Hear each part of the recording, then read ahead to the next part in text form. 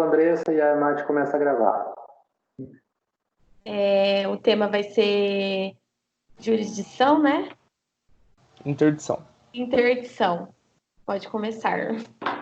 Bom, meu tema é interdição judicial. Eu dei uma pesquisada no conceito dele. Interdição é um ato judicial na qual é declarada a incapacidade de certo indivíduo para certos atos da vida civil. Não são todos os atos, mas tem alguns que serão definidos, que será mostrado mais para frente. No artigo 1767 do Código Civil, a gente tem um rol daquelas pessoas que estão sujeitas à curatela, que são as pessoas que podem ser interditadas. São elas aquelas que por causa transitória ou permanente não puderem exprimir sua vontade.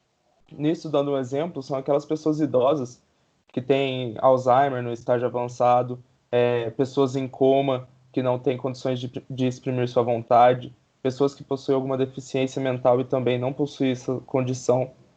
Temos também os ébrios habituais, que são aquelas pessoas que consomem bebida alcoólica de forma imoderada, e os viciados em tóxicos, que são as pessoas viciadas em drogas. E por fim, os pródigos, que são aquelas pessoas que gastam compulsivamente e isso faz com que comprometa o seu patrimônio. Essas são as três possibilidades de pessoas que a gente pode ter em interdição. A interdição ela é regida no Código de Processo Civil a partir do artigo 747 até o artigo 758, se eu não me engano. E o primeiro artigo, o artigo 747, nos dá quem pode fazer o pedido para interdição, quem pode fazer o requerimento. São elas o cônjuge ou companheiro da pessoa que será interditada, os parentes ou tutores, o representante da entidade em que se encontra abrigado o interditando, que seria aí no caso de alguma senhora morar em alguma casa de repouso, não possuir nenhum parente, não possuir nenhum companheiro, aí o representante dessa casa ele pode entrar com pedido de interdição, ou pelo Ministério Público. Vale lembrar que o Ministério Público ele só pode pedir a interdição em dois casos. Se as pessoas do inciso 1, 2 e 3 do artigo 747 não existirem ou não promoverem a interdição, que são o companheiro ou cônjuge, os parentes ou tutores ou representante da casa de abrigo. E a segunda possibilidade do Ministério Público fazer o pedido de interdição é que se essas pessoas existirem, mas se elas forem incapazes, aí o Ministério Público pode entrar com um pedido de interdição.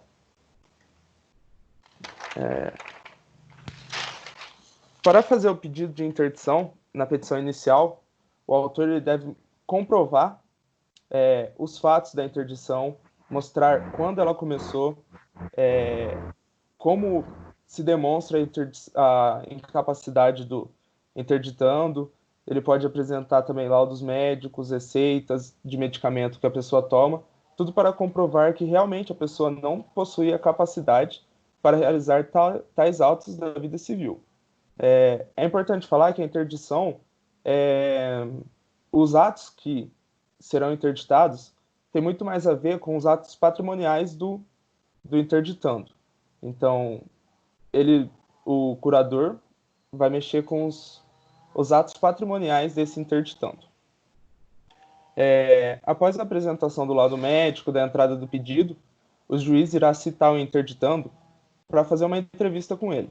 Nessa entrevista, eu acredito que no Código de Processo Civil ela diz que pode ser acompanhado, mas eu acredito que todas as entrevistas são acompanhadas de médicos ou especialistas, porque nessa entrevista é feita uma entrevista bem minuciosa sobre a vida do interditando, para o juiz realmente ver se ele não tem capacidade, ver quais são as capacidades que ele possui, até onde ele tem capacidade para praticar determinado ato, para daí depois ele proferir uma sentença.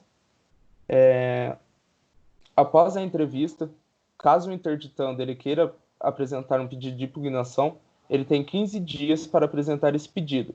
E é contado a partir da entrevista. Então, após a entrevista, você tem 15 dias para fazer o pedido de impugnação para o juiz.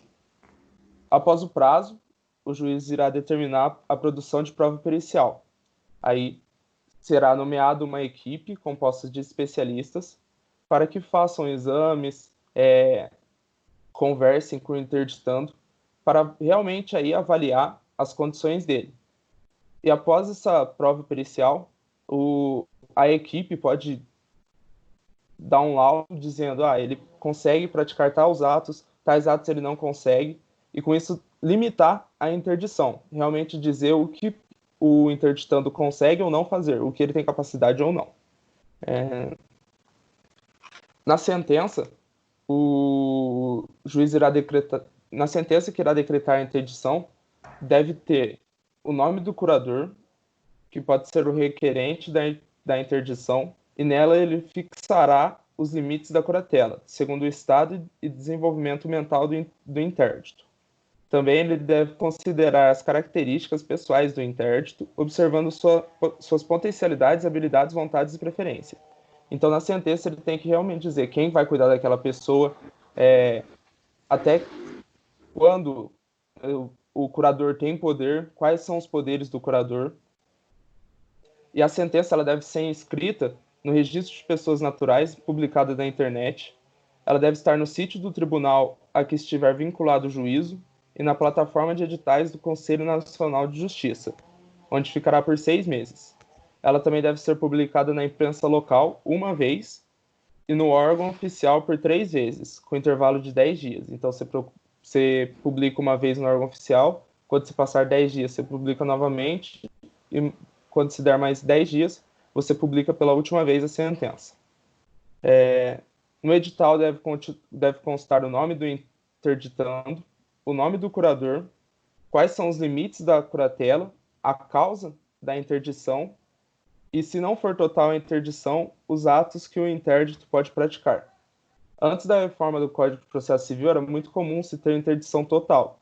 Agora, com a reforma, ele abrange mais uma interdição parcial, deixando para o interditando que ele tenha a capacidade ainda para praticar determinados atos da vida civil, não perdendo toda a sua capacidade.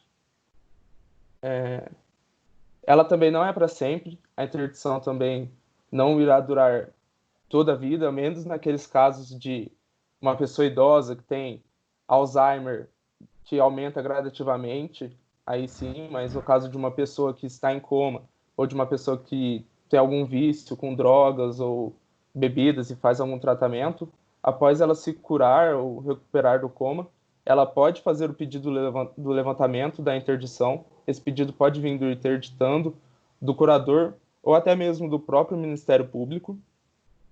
Após fazer esse pedido, o juiz irá novamente nomear uma equipe para fazer o levantamento, para ver se ele realmente tem condições, se o que ele está dizendo é verdade, se ele pode ou não perder a interdição. E depois, quando ele proferir a sentença de levantamento de interdição, ela deve ser publicada da mesma forma da sentença que declarou a interdição, em todos aqueles órgãos, com todos aqueles requisitos. No caso, se não for possível aqueles requisitos, ela deve ser publicada apenas na imprensa local ou no órgão oficial. E do mesmo jeito, por 3 vezes, com intervalo de 10 dias, e também deve ser feita a averbação no registro de pessoas naturais. O curador que é indicado, geralmente tem uma lista de sucessão. Não uma lista de sucessão, mas daqueles que são mais indicados, que está presente no artigo 1775 do Código Civil. Primeiro, para o curador, geralmente vai ser, primeiramente, o cônjuge ou companheiro, não separado judicialmente ou de fato. É de direito do curador do outro quando interdito. Então, o cônjuge sempre vai ser aquele primeiro que vai ser pensado para ser o curador do interditando. Na falta do cônjuge, a gente passa para os ascendentes, que seriam pai ou mãe. Na falta dos ascendentes, os descendentes, que são os filhos. E aí será escolhido, não aleatoriamente, mas o curador será escolhido aquele que tiver maior capacidade para cuidar do interditando. Vale lembrar que o curador ele não apenas fixa em cuidar das questões patrimoniais, mas ele também deve procurar tratamentos para que aquela pessoa tenha uma vida melhor, ele deve buscar apoio para a pessoa. Então, simplesmente você não pode ser o curador, eu vou cuidar do dinheiro do meu pai e esquecer ele numa casa de repouso e o pessoal que cuide. Não, você tem as suas obrigações também com o interditando.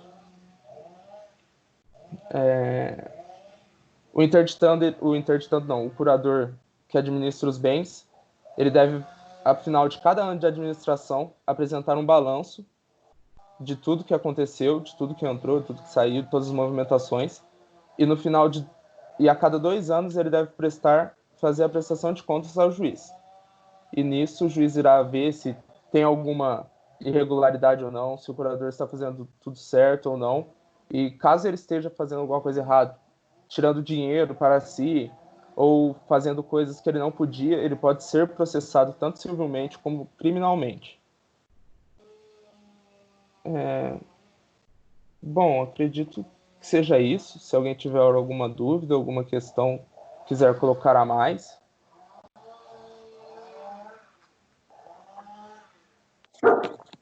Oi, gente, minha cachorra tá latindo. Desculpa.